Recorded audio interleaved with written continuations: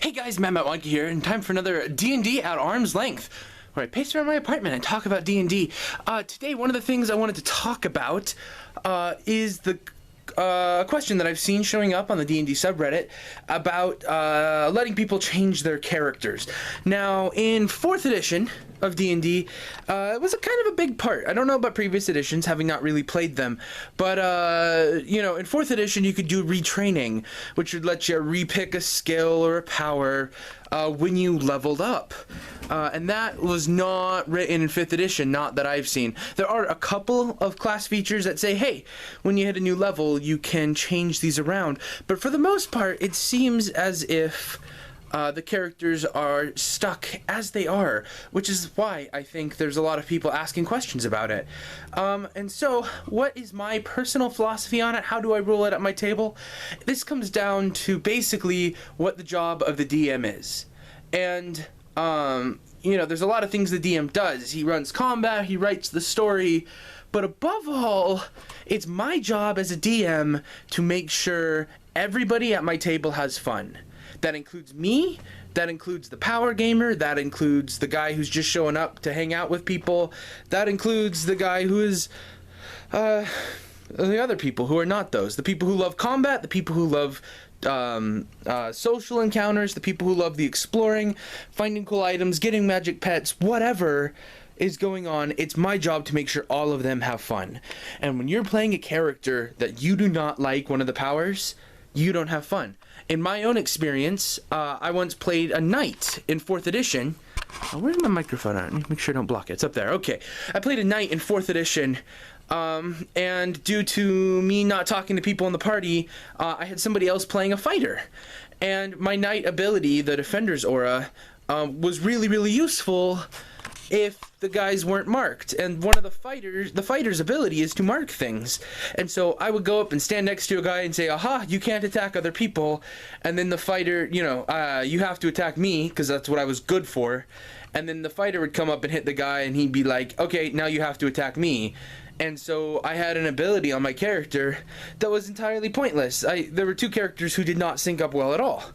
And the combats weren't arranged for the two of us to be able to work well together. There was not enough baddies for our two abilities to not overlap, as we both tried to tank him with a little bit more striker, because it was 4th edition. Anyway, but so yeah, no, I have been in that boat. And my personal experience as a DM is that it's not fun, and I'm here to make it fun. And so if somebody is having an issue with their character, I'll talk to them about it. Because there's a couple of different levels of things. Like, if you are looking at things and you think that that when you put, you know, if you picked, say, athletics instead of acrobatics, I don't know what class would get you both of those, but if you made that choice and you decided that, you know what, my character is probably more acrobatic than athletic, that'd be fine. I'd be 100% okay with that. If, you know, that would be something I wouldn't even bother really talking if I noticed that was a thing that it looked like their character would do. However, if they'd be doing something along the lines of, you know, this animal handling isn't doing anything for me, I would much rather to pick up perception, or I would much rather pick up history, so that I'd be able to know things about this thing. If you're trying to pick a skill, or I've had this happen.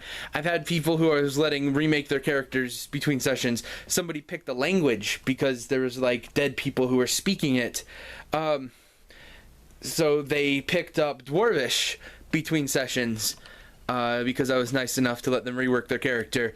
And when they came back, those things didn't speak Dwarvish, or they spoke a very weird dialect of Dwarvish. But, you know, if people are trying to use me being nice about them repicking stuff for their character as a way to get around stumbling blocks I'm putting in your way as a DM, I'm gonna put in bigger stumbling blocks, or I'm not gonna let you do it. The next thing is, the next level is things that are integral to the character. I have somebody in my group right now who's experiencing this type of character flux, because let's be honest, guys, your original concept of a character doesn't always work out. you know, sometimes the party doesn't mesh with it. Sometimes you don't, you know, you realize that, oh man, you know, doing this as a rogue sucks. I really ought to have been a bard or whatever. Sometimes you want to drastically remake your character and still have it be the same basic character, but with so much things different. And this is just a part of character evolution. I think that as you go from like level 1 to level 20 on a long-term campaign, this evolution happens at a much less noticeable pace. You know, when you go to second level, you'll start making choices for, you know, deviating from your first level choices.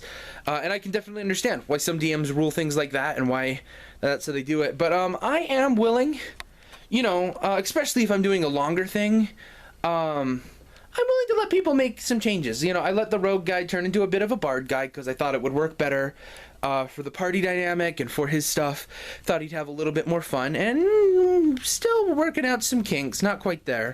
Part of the problem with that, though, is what does the rest of the party do? It's like, well, we've never heard you play the bagpipes before, so how do we react to this?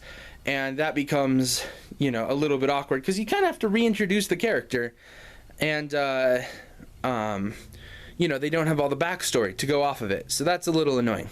The top level of let me back up just a sec. So if you want in my game to entirely remake your character, it's a thing that I'll talk to you about. I won't let you do it on the drop of the hat, like, you know, to be able to change entirely who your character is. I would want to definitely talk to you about it first. And then finally, the top level change where I start saying no is plot level changes. If you are the focal character, if you are the character whose you know, whose uncle is the king, and so everything in the plot is kind of revolving around you, I'm not gonna let you rework your character to be a peasant. That's just, it ruins all of the story that I have going, and I have to jump twice as hard and twice as fast to make it work. And if you can give me a bunch of compelling reasons, you know, I'll talk to you about it, but I'm probably going to say no. Because it ruins more than just, oh, I want to change a couple of skills. It can ruin a lot of things. So those are the tiers, I guess. I didn't, you know, define them as tiers as such, but those are what I think about changing up a character in not in combat, but during gameplay, before. That's what I think about changing up a character while the game is running, instead of doing all your changes before the characters get played at all. So please let me know what you think about that in the comments below. Do you agree with me or disagree with me, or do you have thoughts of your own? I would love to hear them. Please comment down below. And hey, if you have any things that you would like me to see at arm's length, please let me know. I'd love to do them for you. So other than that, I think that's everything. If you guys stay online, see you next time.